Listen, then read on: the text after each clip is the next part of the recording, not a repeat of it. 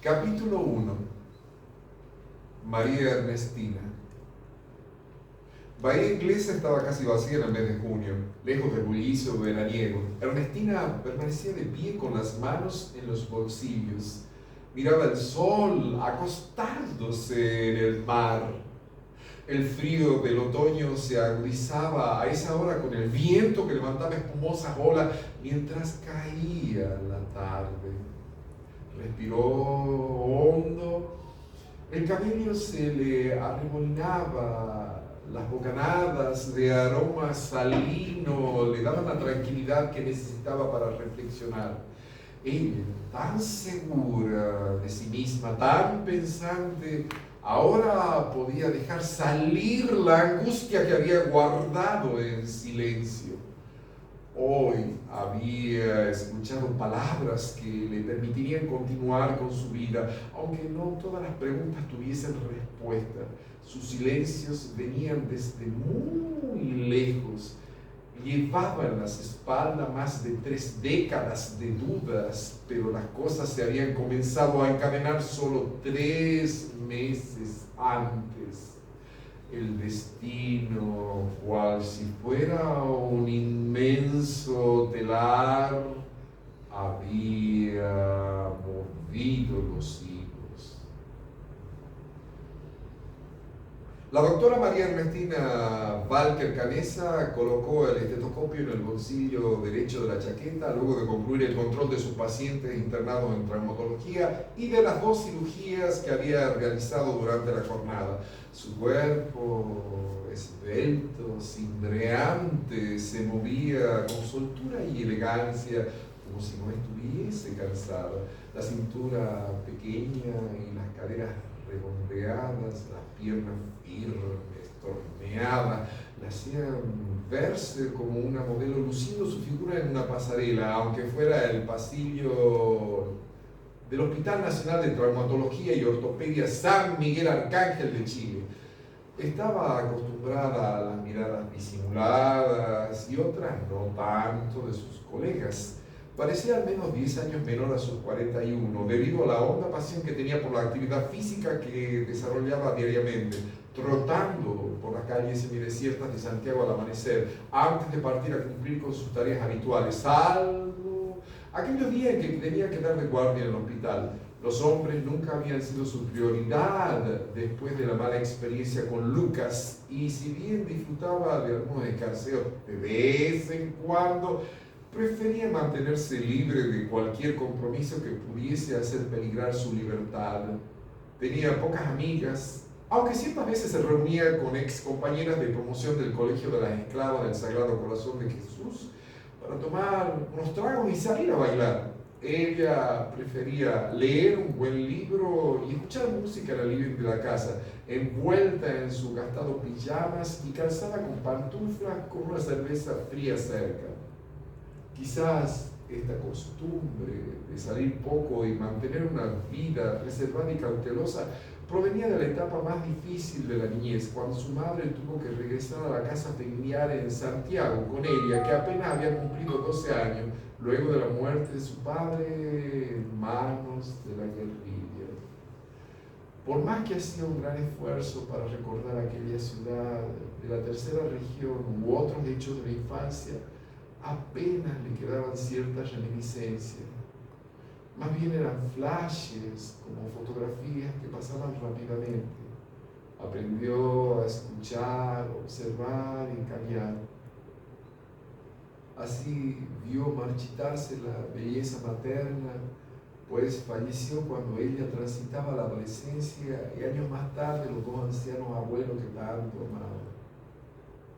La casona del hermoso barrio Las Condes, propiedad de los Canessa Arizaga, sus abuelos maternos, le parecía demasiado grande. Sin embargo, nunca tomó la decisión de venderla para ir a vivir en un departamento. Ahí guardaba gratos recuerdos de los juegos infantiles, siendo la mimada de la familia por ser la única nieta, y allí se quedó. Doctora Walker, dijo el jefe del servicio, el director del hospital está llamando a una reunión urgente, por favor no se retire, es en el salón de conferencias. Ok, gracias doctor, voy para ahí. Ya terminaba su turno, entró distraída, agotada por las horas de trabajo, con ganas de cambiarse, buscar el bolso con sus cosas y fumar un cigarrillo apenas saliese del edificio. Le dolían las piernas y la espalda. Deseaba tomar algo en el bar donde acostumbraba ir de pasada antes de volver a casa.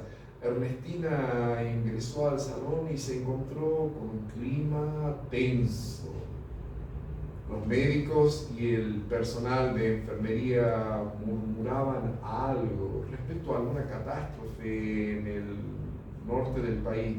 Percibió un ambiente de nerviosismo que la hizo permanecer en silencio y apretar los labios mientras aguardaba que se les informase de la situación. Hola, hola, 1, 2, 3. Hagan silencio, por favor. El señor director les explicará la situación. Un agudo sonido del micrófono impidió oír el resto de la frase, pero todos quedaron atentos hasta que el director tomó la palabra. El intenso e inusual calor para esta época en la alta cordillera derritió la nieve acumulada. Las lluvias excesivas en una zona extremadamente seca, en corto lapso, produjeron el aluvión de grandes proporciones que arrasó con varios poblados del norte. La más afectada fue la región de Atacama por el desborde de los ríos y el derrumbe de inmensas moles de tierras convertidas en fango en movimiento que llegó hasta la costa. Ernestina hizo una mueca de disgusto y se revolvió casi irritada en el asiento. Interiormente criticó ese ridículo informe meteorológico que estaba haciendo su jefe. ¿Por qué andaba con tantas vueltas y no era más explícito? El director continuó con su improvisada locución y entonces comprendió la gravedad de la situación. El lamentable suceso arrastró personas, animales, edificios, vehículos, provocó innumerables daños con heridos, muertos y desaparecidos. Subieron de tono, rostros de angustia y sorpresa se multiplicaron entre quienes escuchaban atentamente. ¡Silencio! Déjenme continuar, por favor. La señora Presidente Michelle Bachelet hace pocos minutos ha declarado zona de catástrofe y por orden emitida desde la Presidencia debo enviar urgentemente un grupo de médicos, personal de enfermería, instrumental e insumos. Pues a pesar de la ayuda que desde distintos lugares se está dispensando, esta es insuficiente por la cantidad de damnificados y heridos. Quedan cancelados permisos, francos y licencias por vacaciones hasta nuevo aviso. Se dio a conocer la nómina de profesionales y auxiliares que debían estar listos para partir en horas de la tarde y se les recomendó ir a sus respectivos domicilios, preparar el equipaje.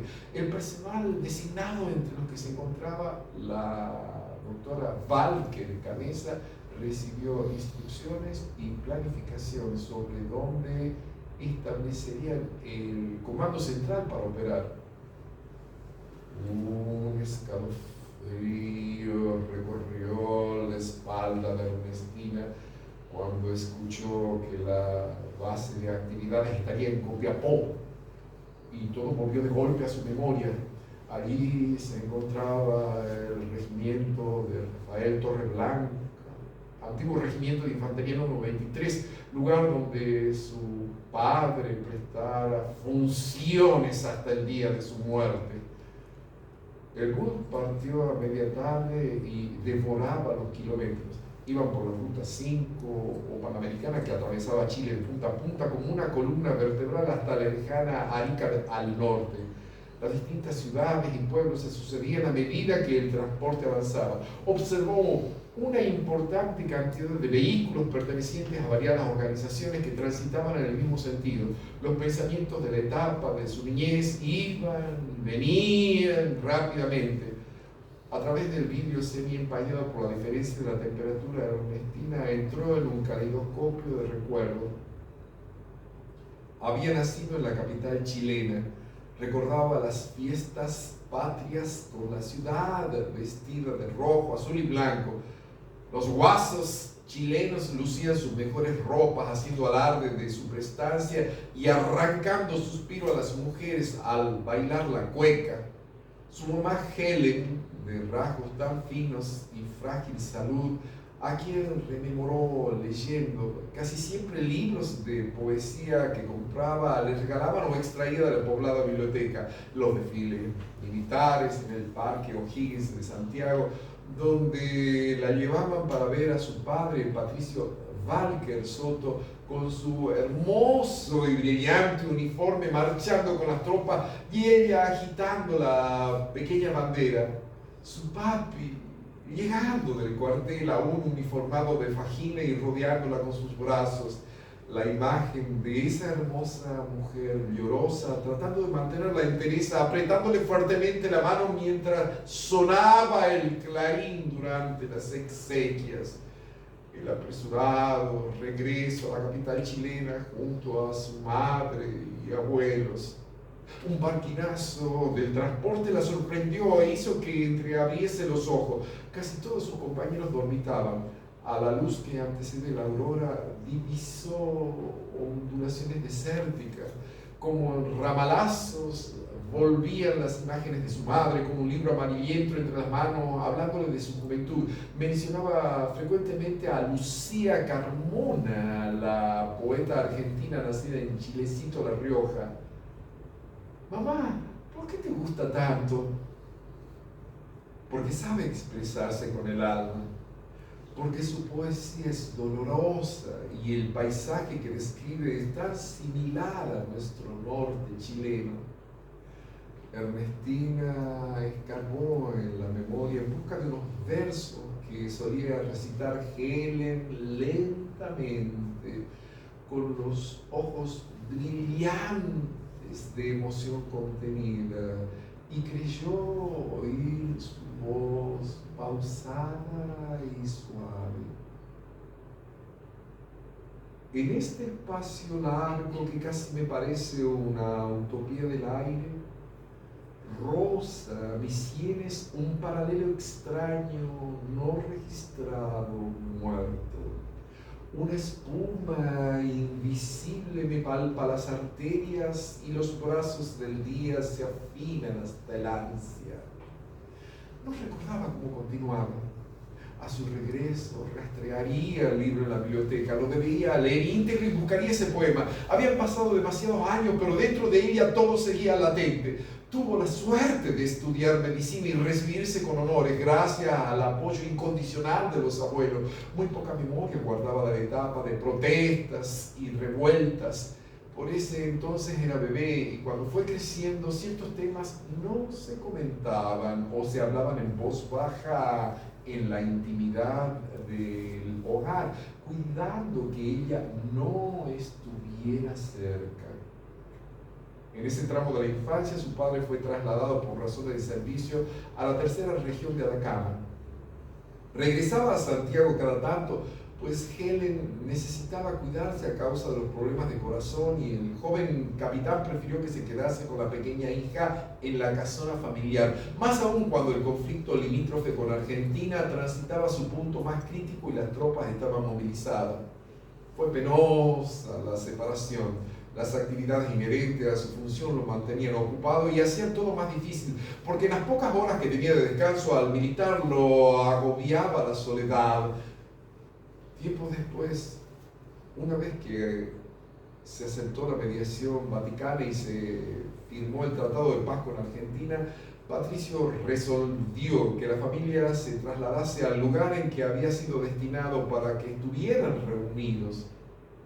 Ya en Copiapó, Ernestina iba a la escuela junto a los hijos de otros militares destacados en el mismo regimiento, hasta que mataron al capitán Walker en un grave incidente contra los rebeldes del MIR, Movimiento de Izquierda Revolucionaria, aunque la niña no conoció nunca con certeza la circunstancia. Helen Canessa Arizaga de Walker Soto y su hija, agobiadas por el dolor, regresaron a Santiago a vivir en la casa del barrio Las Condes. Helen se refugió en el silencio y años después murió de pena, sin lograr aceptar la muerte de su esposo. Ernestina quedó en la señorial casa al cuidado de los abuelos. Cuando concluyó sus estudios, luego de la muerte de sus padres, ya había decidido ser médica, quizá con el absurdo pensamiento que podía haberlos salvado. Atrás habían quedado los momentos felices de las vacaciones en Valparaíso, playa inglesa o en Caldera, o un pequeño y bello pueblito de pescadores cerca de Copiapó, donde solía ir toda la familia, incluidos sus abuelos. Amaba el mar y le gustaba recoger caracoles en la playa, mirar a lo lejos los pequeños barcos pesqueros, las patrulleras navales con la bandera chilena flameando, o sentarse en la arena a ver el horizonte hasta que el sol se escondía. Ernestina Walker suspiró y trató de acomodarse mejor en su asiento. A su lado viajaba una enfermera a quien había saludado algunas veces en los pasillos del hospital. Dormía profundamente con la cabeza apoyada en su hombro. Ahora, de forma imprevista, iba rumbo al norte, a ese lugar donde había ocurrido todo y jamás quiso regresar. El obstinado rencor y desprecio por todo lo que fuera tendencia de izquierda la convirtió en una universitaria silenciosa. Había sido formada con una ideología diferente, sentía orgullo por ser hija de un militar y se apartaba de quienes expresaban inclinación o simpatía por esas ideas. Culpaba no solo a quienes mataron a su padre, sino a la detestada doctrina que la dejó huérfana cuando era niña. Se miró los puños lívidos de tanto apretarlos. Creyó que el encono era algo superado, pero se dio cuenta que estaba latente y resurgió con la fuerza de un huracán. ¡Malditos gusanos sin patria! En voz baja masculló masticando las palabras. La luz naciente del día puso tintes naranjas y rojos en el cielo. Ya llegaba poco para llegar a la ciudad donde sentarían su base. La ciudad de Copiapó estaba atravesada por el río del mismo nombre. Durante años permaneció seco y en esta circunstancia desbordó en varios sectores, inundando la zona céntrica con restos que venían de tierra amarilla. La localidad sufrió la cometida del terrible siniestro. Se colmó de agua, ramas y trozos de edificaciones, anegándola totalmente, pero no con la furia que se desató en Chañaral, Diego de Almagro, El Salado y otras poblaciones más al interior, o en la comuna de Alto del Carmen. Parte del contingente continuaría hasta Chañaral, situado a poco más de 150 kilómetros. Allí la situación era mucho más grave.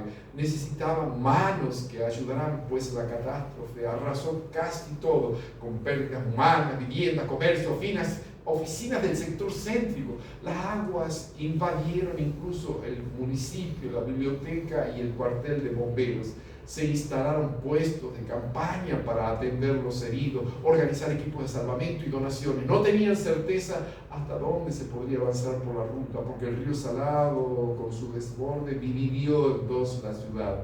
Las localidades situadas a mayor altura sufrieron el embate del agua que empujó con violencia, destruyendo todo a su paso y arrastró los restos hasta Chañaral. El médico que coordinaba el grupo e iba sentado a poca distancia de la doctora Walker Canessa, recibía novedades a cada instante. Fue informado de la llegada al puerto chañaralino de un buque hospital, 2 barcazas transportando infantes de marina y vehículos militares especiales para patrullar, socorrer o movilizar a los damnificados. El hospital de campaña se levantó en inmediaciones del Cerro Botín, sobre el estacionamiento del estadio Luis Álamos Luque. Allí se hacía la derivación de heridos, se vacunaba a la población y se efectuaban cirugías. Las tropas y el material fueron desembarcados en el puerto Barquito, donde se pudo atracar. Ya había amanecido cuando el ómnibus llegó a Copiapó. Transitaron con lentitud. La ciudad estaba cubierta de lodo. atestada de agua y se veían grupos de obreros trabajando con maquinaria y palas en actividad febril. Ambulancias, camiones, sirenas estridentes daban al ambiente la imagen de una ciudad bombardeada, devastada. Las personas se movían de un lado al otro, la mayoría de ellos cubiertos de barro o con el agua hasta la cintura. En diversos sectores los habitantes permanecían en techos y azoteas esperando ser auxiliados en helicóptero. Lentamente comenzaron a cruzar la parte más urbanizada. El viejo cauce del río, que ahora corría con más lentitud, aunque continuaba turbulento, estaba repleto de basura, hierros retorcidos y restos de seres domésticos. Parte del agua se derramaba en algunos sectores a pesar de la construcción de bordillos. Ernestina limpió con la mano el vidrio para ver más allá. La voz de Miriam, la enfermera bajita y regordeta, oriunda de Diego de Almagra, que viajaba a su lado, la sacó de su pensamiento.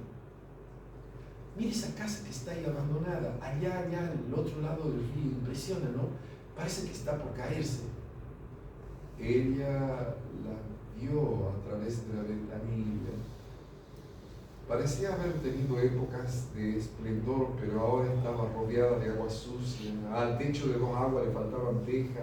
Las ventanas del piso superior permanecían abiertas con las persianas a punto de desplomarse. La puerta principal, de gran amplitud, era inexistente y daba al frente de la casa un aspecto fantasmagórico.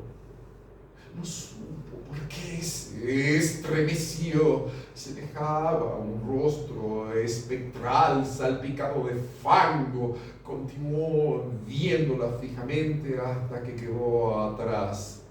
El frío de la muerte la había rozado al poner sus ojos en ese viejo y ruinoso edificio.